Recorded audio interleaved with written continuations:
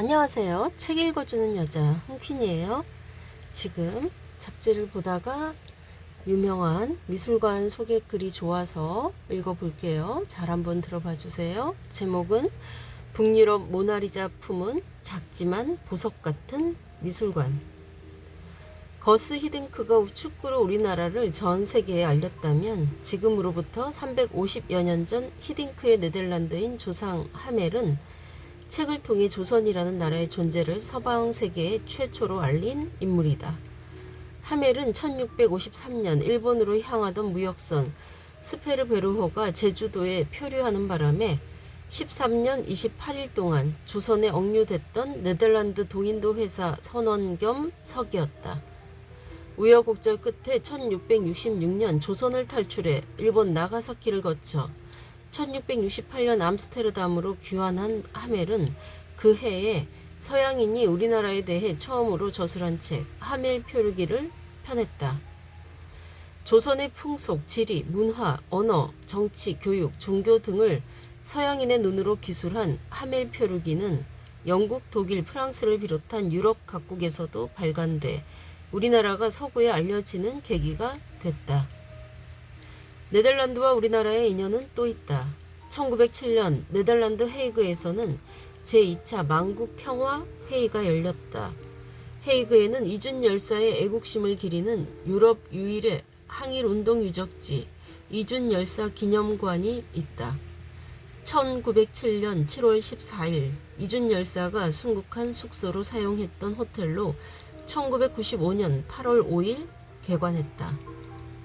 제2차 만국 평화회의는 헤이그에서 가장 유명한 관광지로 고딕 양식의 13세기 고성인 비넨호프에 있는 기사의 집에서 열렸는데 현재 국회의사당으로 사용되고 있다. 비넨호프 옆에는 네덜란드에서 손에 꼽히는 미술관이 하나 있는데 바로 마우리츠 하위스 미술관이다. 암스테르담에 자리한 반구후 미술관과 암스테르담 국립미술관과 함께 네덜란드 3대 미술관이다. 인구 1700만여 명인 네덜란드는 국토 면적이 4만 1000여 킬로미터로 남한의 절반도 안 되는 작은 나라다. 국토의 26%가 해수면보다 낮아 간척 사업과 농지 개량 사업이 발달한 나라다. 국토 특성상 바닷물을 막기 위해 쌓아올린 인공제방에 고인물을 퍼내기 위한 시설인 풍차가 발달했는데 지금은 흔치가 않다. 감자와 양파, 토마토 등 세계적인 농산물 수출국인 네덜란드 경제의 전성기는 17세기였다.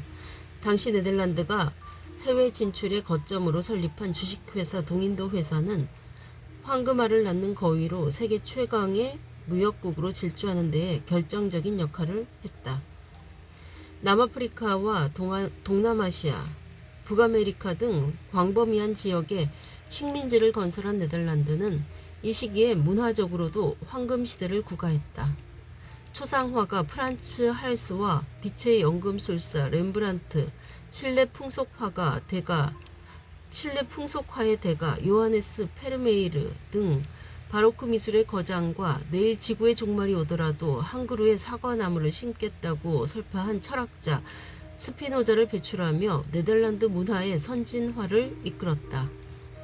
입헌군주제 국가로 대의민주주의를 채택하고 있는 네덜란드의 수도는 암스테르담이나 국회의사당 등 정부기관이 운집해 있는 헤이그가 행정의 중심지이자 정치 1번지다. 우리나라 대사관과 각국의 주재공관, 국제사법재판소도 헤이그에 있다. 마우리츠 하위스 미술관은 원래 17세기 네덜란드령 브라질 총독을 지낸 요한 마우리츠 백작이 저택으로 사용했던 건물이다. 1633년에서 1644년 사이에 네덜란드 최초의 고전주의 양식으로 지어진 저택은 좌우 대칭의 사이좋은 균형미가 돋보이는 벽 기둥이 일품으로 건축학적으로도 의미가 남다른 곳이다. 1704년 화재로 저택 내부가 소실돼 1708년에서 1718년 10년 동안 복원공사를 통해 재단장했다. 1820년 네덜란드 정부에서 저택을 사들이면서 미술관 개관 준비에 들어갔다.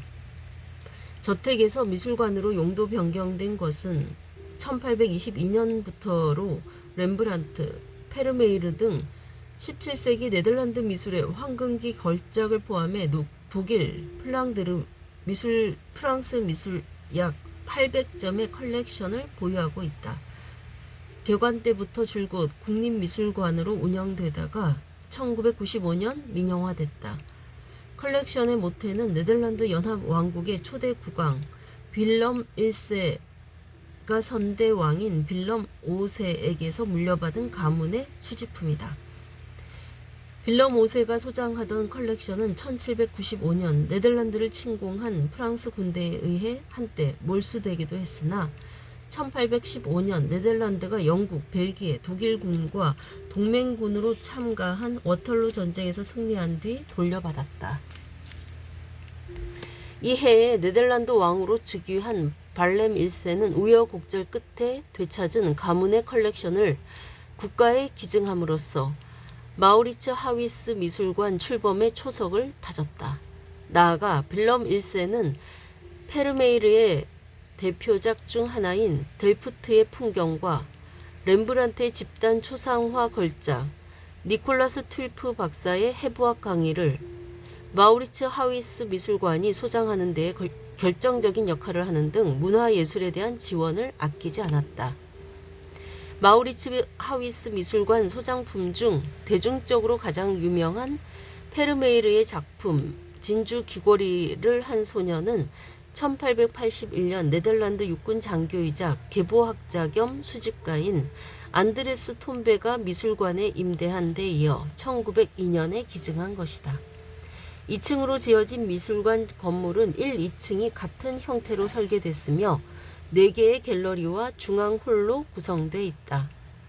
중앙홀을 기준으로 완벽한 좌우 대칭을 이루고 있으며 특히 겹방과 화장실이 갤러리마다 딸려 있어 마우리츠 백작의 저택이었음을 알 수 있다.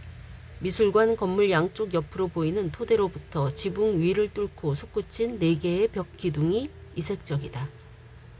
진주 귀걸이를 한 소녀는 마우리츠 하위스 미술관 소장품 중 가장 널리 알려진 작품이다.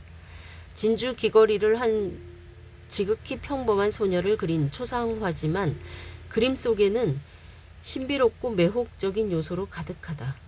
고개를 돌려 뒤를 돌아다보는 모습과 촉촉하게 윤기가 감도는 살짝 벌어진 입술, 영롱한 눈망울에서 우리에게 뭔가 말을 걸어오는 듯한 소녀의 온화한 표정이 느껴진다. 소녀가 입고 있는 옷은 17세기 네덜란드풍이 아니고 머리에 두른 푸른 터번과 함께 이국적인 분위기를 자아낸다.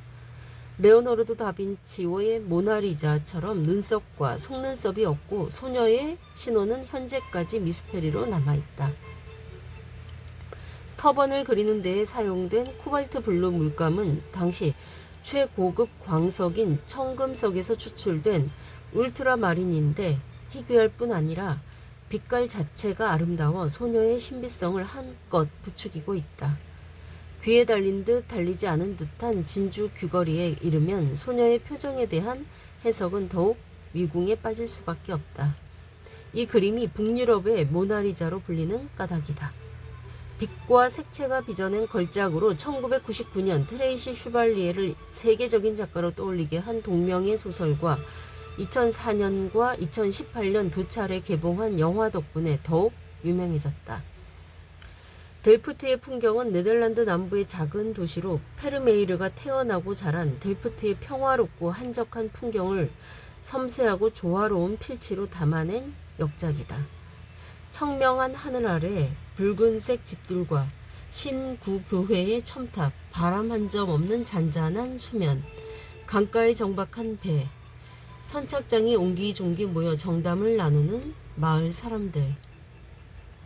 델프트의 아침 풍경을 정지된 시간처럼 고요한 모습으로 따뜻하게 묘사한 이 그림을 보고 첫눈에 반한 현대 소설의 창시자인 프랑스 소설가 마르셀 프루스트는 세상에서 가장 아름다운 그림이라고 입을 다물지 못했다. 200명이 넘는 등장인물이 나오는 프루스트의 연작소설 잃어버린 시간을 찾아서의 델프트의 풍경에 대한 이야기가 소개된다. 니콜라스 튠프 박사의 해부학 강의는 17세기 네덜란드에서 유행한 단체 초상화의 하나다. 야경과 함께 렘브란트가 그린 단체 초상화 중 가장 유명한 작품이다. 빛의 마술사답게 빛과 어둠이라는 대척점에 놓인 두 요소를 이용해 삶과 죽음이라는 또 다른 상반된 생명 현상을 압도적인 사실 기법으로 표현한 걸작이다. 렘브란트가 26세 때 그린 그림의 내용은 제목 그대로다. 맨 오른쪽 모자 쓴 이가 니콜라스 튠프 박사로 암스테르담의 저명한 외과 의사이자 암스테르담시 의원을 지낸 실제 인물이다. 수강생들은 외과 의사 조합 회원들로 튠프 박사가 렘브란트에게 직접 의뢰해 제작한 단체 초상화의 모델들이다. 팔뚝과 손 근육을 해부학적으로 설명하기 위해 튠프 박사가 시체의 팔을 절개하는 장면을 포착한 그림이다.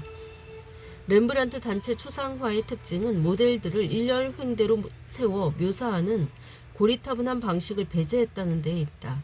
그림에서 보다시피 7명의 수강생은 각자 개성적인 자세와 표정을 지으면서도 전체적으로 튠프 박사의 강의에 집중하는 안정적이고 통일된 구도를 보여주고 있다. 튠프 박사와 수강생들의 몸짓과 얼굴에서 강의의 열기를 짐작할 수 있다. 특히 빛이 수강생들의 얼굴과 핏기 하나 없는 창백한 시체에 쏠리게 함으로써 해부학 강의의 긴장감을 고조시키는 데에 성공한 렘브란트의 재능이 놀랍다. 시체 배꼽 부분에 새겨진 R자는 렘브란트의 이름 첫 글자다. 시체 발치에 펼쳐진 책은 해부학 교재다. 네, 이상입니다. 멋진 미술관 소개와 작품 소개와 좋은 글을 써주신 분은 박인권 문화 칼럼니스트였습니다. 네. 마우리츠 하위스 미술관 잘 다녀오셨나요? 제가 읽는 거 들으니까 다녀온 것 같은 느낌 드시나요? 가고 싶죠? 저도 너무나도 가고 싶습니다.